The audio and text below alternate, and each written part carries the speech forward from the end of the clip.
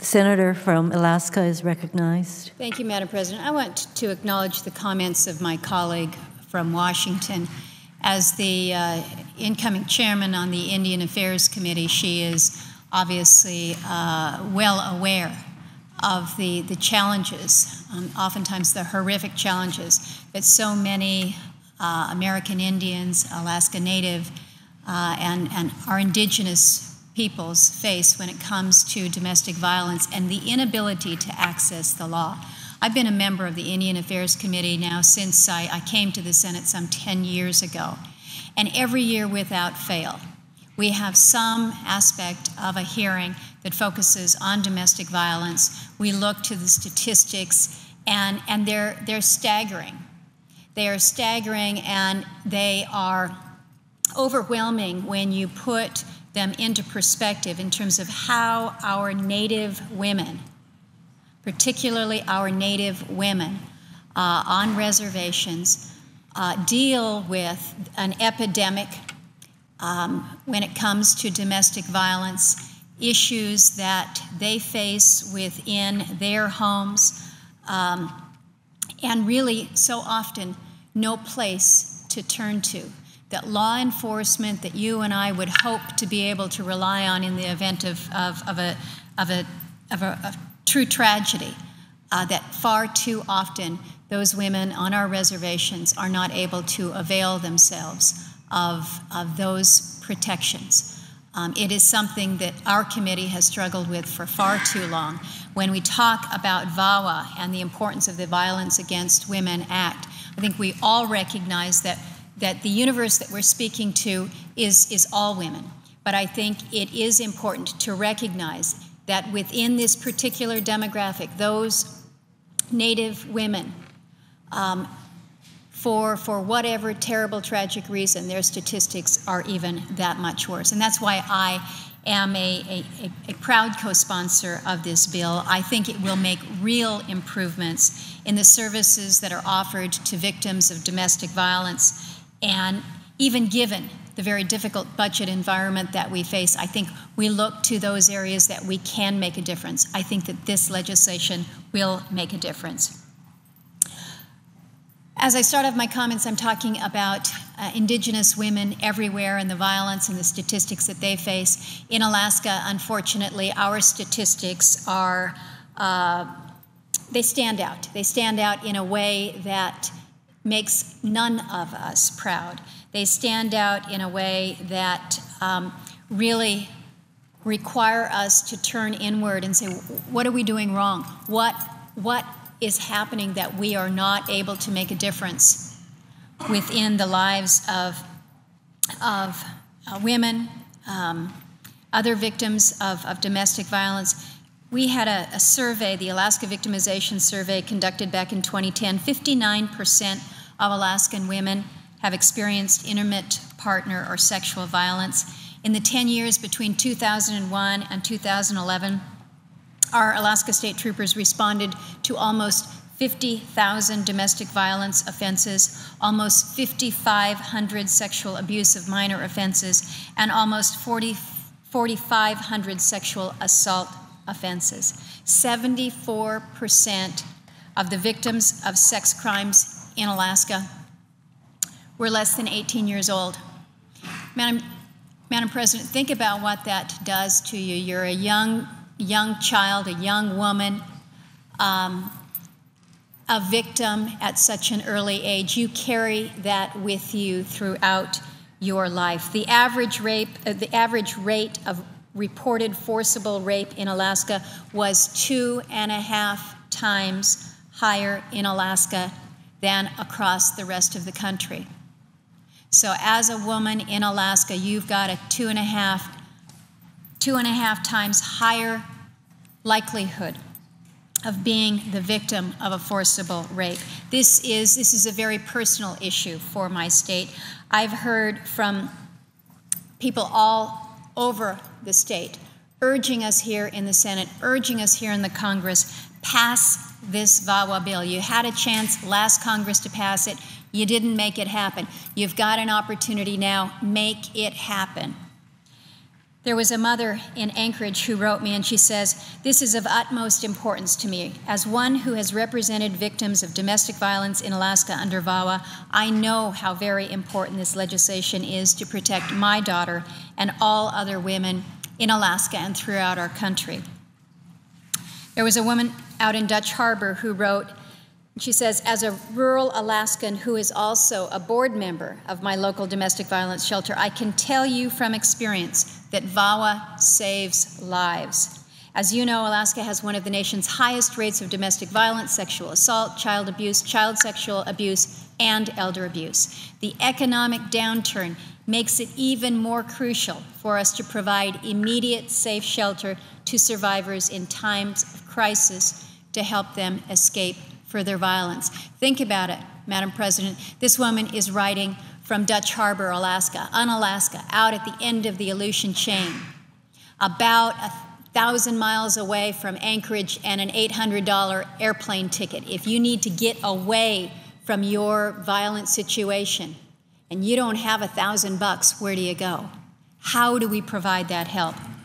I received another letter from a woman in Fairbanks who said, "Tragically, there is not a single Alaskan Native woman or girl in Alaska whose life has not been affected by violence against women at some level.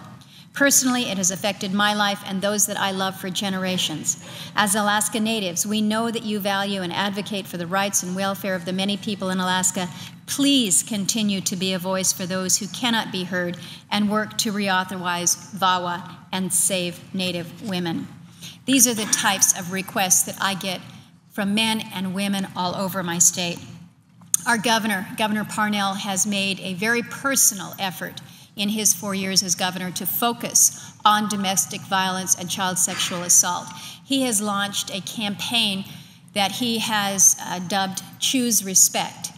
And every year across the state, Alaskans gather in a very high-profile way to march. We've got banners, and there's young children and women and men and anybody that you might imagine all over the state. This year, March 28th, the governor will again be encouraging us to choose respect. We want to make sure that it's more than just overt demonstrations. We need to make these translate into real words that change these statistics, that change the dynamic. Because Alaskans are right. Our statistics of domestic violence and sexual assault are absolutely staggering, 2.5 times, again, more than the national average. We need to do everything that we can to get a handle on these tragic statistics, because they're not statistics, they're lives, they're families, they're people and friends that we know.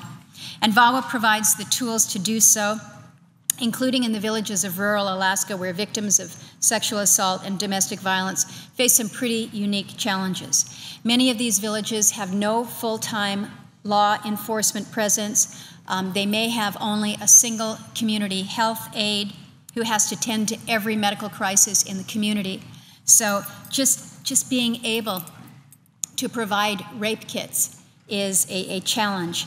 I mentioned being in a small, remote community where everybody knows everybody, and you are the victim of domestic violence, and there may be no place to turn. There may be no way to get out of your village. 80% of our communities are not attached by roads. It's not like you can just hop in your car and get away. You have to be able to fly out. If you don't have the money, you can't get out. If the weather closes in, there's no planes even if you did have the cash for an airplane ticket. So how we can be there to be that support is crucial. VAWA is a ray of hope to victims of domestic violence and child and sexual assault in our Alaska Native villages, whether you're in Ketchikan or whether you're in Kenai, from Anchorage to Dillingham. And this bill will ensure that states like Alaska with smaller populations but truly great need are given the same access to grants for victims while providing services and support to all victims of domestic and sexual violence. So I'm pleased to be able to lend my support. Madam President, I want to take just a moment here to explain an amendment that is in order this afternoon. This is my amendment number 11.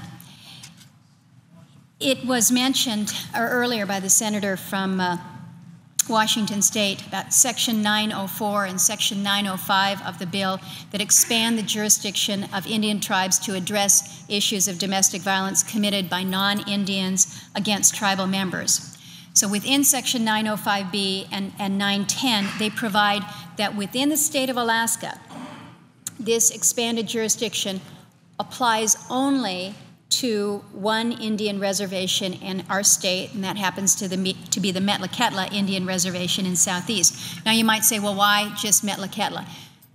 In Alaska, there is only one reservation, and that is Metlakatla. We have 229 federally recognized tribes, but other than Metlakatla, none control Indian country in the state under existing law.